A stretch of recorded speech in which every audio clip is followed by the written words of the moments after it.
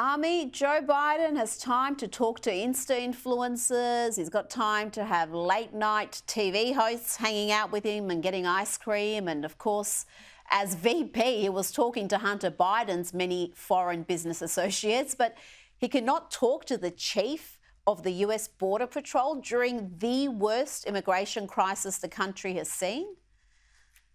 Yeah, he not only didn't talk to the current head of the Border Patrol, he didn't talk to the past head of the Border Control either. And not just him, but don't forget, Harris, by the way, is the head. She's the border czar. This is her job. This is what she's supposed to do for a living. But remember, she's also never been to Europe, right? This is the doubling down of the administration on a failed policy that's not only a failed policy for the country, but is going to bite him in the behind, because this has become one of the most important issues in this election.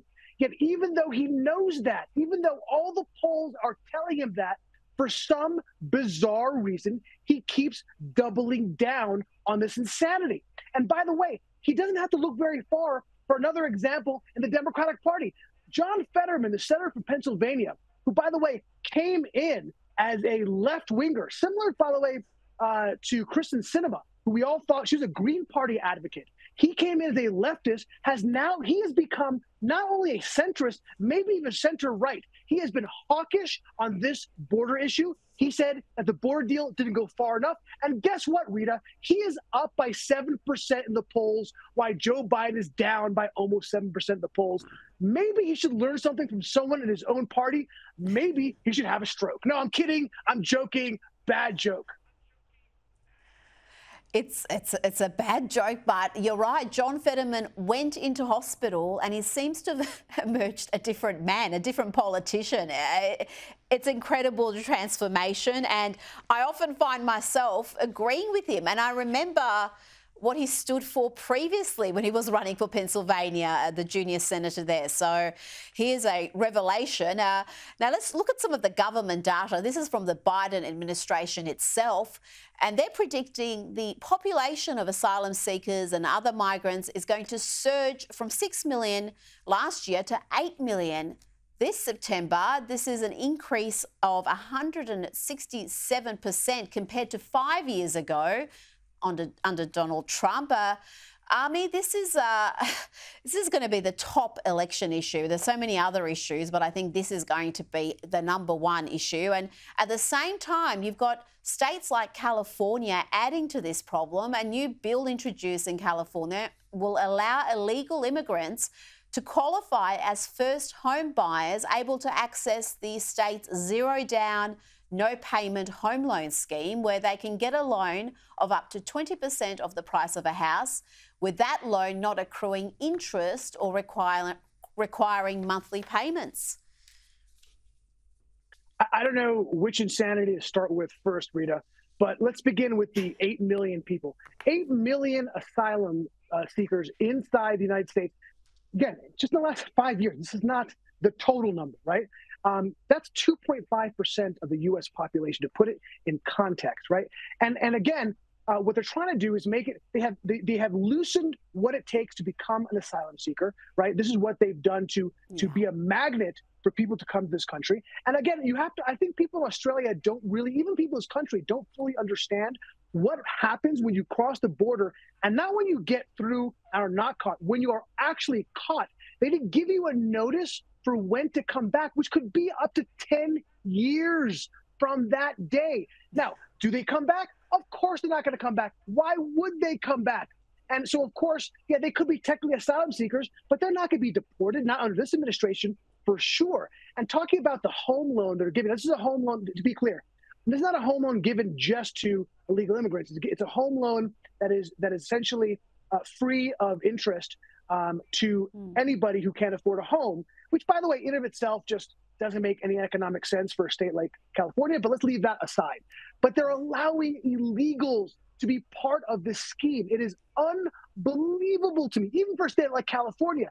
Yet you want to ask why they're coming across the country. It's not because, like they say, the Biden administration, because of climate change, right? They're doing it because, of course, wouldn't you, Rita? Wouldn't you want to go to a place you can get a free home loan? Of course you would. That's what's bringing them here. That's why we have 8 million asylum seekers. It's incentives. It's pull factors, not push factors. And we know there are economic migrants. They're not awful people. Some of them are awful people and criminals, but the overwhelming majority are not. But if you don't have control of your borders, if you don't have a genuine asylum seeker process, then you're lost, and the US is lost in this area. Now let's hear from President Joe Biden. Here he is asked about his poor poll numbers, and listen to how delusional this man is about what's happening. Mr. President, what's your message to Democrats who are concerned about your poll numbers? My poll numbers, the last 5 polls you guys don't report, I'm winning 5 in a row. You guys only look at the New York Times. They're a great paper. Ami, I don't know what to say about that. We've showed you plenty of polls on this program that are pretty clear about what's happening, what the trends are. Are Biden's handlers lying to him? Yeah, he might be up 48-45 with the Biden family. Maybe that's the poll they're referring to. But the New York Times just came out with a poll. The New York Times, not exactly pro-Trump, right? Last time I checked, they were probably pretty much in the bag for Joe Biden. Trump is killing him in the polls in that particular one. And of course, we've talked about this before, but I think it's worth talking about it again, in that the crosstabs, right? It's not just the overall number that is showing how Trump is going to trounce Joe Biden. So, right, if the election was held today, but the crosstabs are horrendous. You're talking about he's going to win the Hispanics outright. 46-40, he is winning Hispanics. This is coming from a president who they love to say, talked about how he said all the criminals are Mexicans and how he loves Mexicans. Their tostadas are so great. That guy is up 46-40. Biden only has 66% of the black vote. That sounds like a lot. It's a majority, but that's down from 92%. You can't, his entire coalition, the coalition of the dispossessed, the coalition of victims, right? Black people, Hispanics, he can't gain ground. He's losing ground, tons of ground in his core constituency. If the election, Rita, the election was held today, he would lose 293 to 245 to President Trump. That is no bueno for the president.